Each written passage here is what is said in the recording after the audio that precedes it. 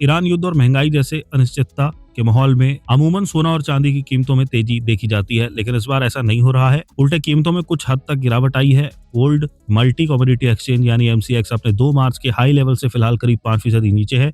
वहीं चांदी तो लगभग 10% टूट चुका है। आइए जानते हैं कि सोने और चांदी में नरमी क्यों बनी है और इनके आगे का रुख कैसा है। गुरुवार को एमसीएक्स पर सोना और चांदी की कीमतों में हल्की गिरावट देखी गई। दोपहर करीब 2:15 पर सिल्वर फ्यूचर्स 11.1% गिरकर 2.60 लाख रुपए प्रति किलोग्राम से नीचे आ गया।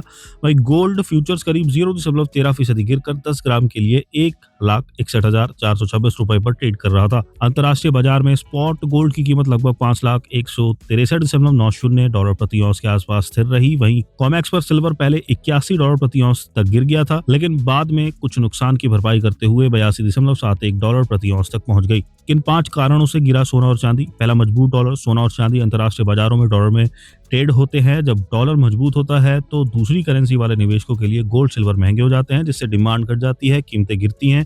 डॉलर इंडेक्स एक महीने में उच्च स्तर पर पहुंचता है, जिससे सोना चांदी पर प्रेशर आया है। दूसरा है ब्याज दर बढ़ने की आशंका। ईरान युद्ध से महंगाई बढ़ने की आशंका है। ऐसे में अनुमान है कि अमेरिका का फेडरल रिजर्व ब्याज दरें ऊंची रखेगा। इसके चलते निवेशक गोल्ड सिल्वर छोड़कर बॉन्ड या अन्य ब्याज देने वाले एसेट में पैसा लगाते हैं, क्योंकि सोना चांदी नॉन यील्ड एसेट है, यानी इनसे ब्याज नहीं मिलता। तीसरा है रिकॉर्ड तेजी के बाद प्रॉफिट बुकिंग। पिछले महीनों में सोना और खासकर सिल्वर में तेजी रैली आई थी,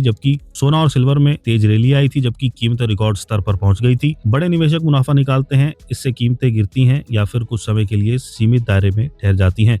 चौथा है बॉन्ड यील्ड और अन्य एसेट। अमेरिका बॉन्ड यील्ड बढ़ने से निवेशक सुरक्षित रिटर्न वाले विकल्पों की तरफ शिफ्ट होते हैं। इससे गोल्ड सिल्वर में निवेश कम होता है और कीमतों पर दबाव पड़ता है। पांचवा है कच्चे तेल की बढ़ती कीमतें। पश्चिम एशिया में तनाव ने कच्चे तेल का दाम बढ़ा दिया है। इससे दुनिया भर में महंगाई बढ़ने की आशंका है। इसके चलते केंद्रीय बैंक सख्त मौद्रिक नीति अपना सकते हैं। इससे लिक्विडिटी कम होती है और कमोडिटी बाजार दबाव में आ जाता है। गोल्ड सिल्वर पर एक्सपर्ट्स की राय। जियोजीत इन्वेस्टमेंट्स के कमोडिटी रिसर्च प्रमुख हरीश वी का कहना है कि मौजूदा हालात में सोने का आउटलुक पॉजिटिव बना हुआ है। उनके मुताबिक भू राजनीतिक तनाव और मजबूत फंडामेंटल के कारण सोने की कीमतों को सहारा मिल रहा है। हालांकि उन्होंने ये भी कहा कि चांदी में उतार चढ़ाव ज्यादा रह सकता है, क्योंकि इसमें सट्टा कारोबार यानी स्पेकुलेटिव ट्रेडिंग ज्यादा होती है। फिर भी इसका कुल मिलाकर रुख फिलहाल हल्का सकारात्मक है। वेंचुरा के कमोडिटी और सीआरएम प्रमुख NS रामस्वामी ने सोने की चाल को रस्साकस्सी जैसा बताया है। उन्होंने कहा कि एक तरफ भू राजनीतिक तनाव के कारण सुरक्षित निवेश की मांग बढ़ रही है, जबकि दूसरी तरफ माइक्रोनॉमिक फैक्टर भी कीमतों को प्रभावित कर रहे हैं।